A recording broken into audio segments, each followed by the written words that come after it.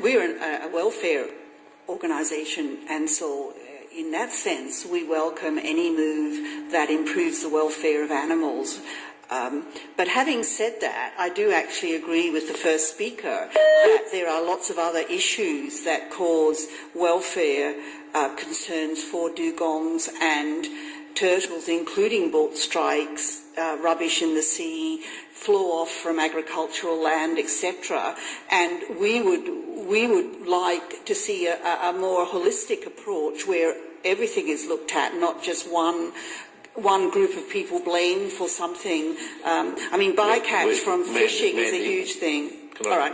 Yeah, we do. I do realise that, and look, hopefully at some stage this committee will get to look at some of those issues. Okay. Well, given I've said that, I guess we were also concerned about the methods that are available for people to use to kill turtles and dugongs. I mean, the government really would need to fund research into looking at ways that can be used to kill these animals humanely. And there are several projects happening right now, but I don't know whether they'll be finished in 6 months. So, and without any sort of funding, you know, we're rspca are doing one along with Seath 4 Mile, who's on the phone, and we're progressing this, but we're paying for it on our own behalf at this stage. So, I guess that's all I really want to say, but Annabelle has some concerns as well. All right, Annabelle, do you want to say?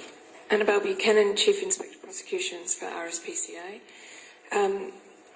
I would also like to acknowledge what Mr Johnson said, in that there has been a little bit of a lack of consultation leading up to this, and whilst we do obviously applaud anything that introduces improvements for welfare of animals, we think there's some major issues about how we can come up with these humane methods. It's fine to say that it's unreasonable. You can cause as little pain as is reasonable, but the actual application of that cause is very difficult. And certainly Marguerite brought up about that clause being applied to feral animals, but in my experience it hasn't been applied successfully to feral animals.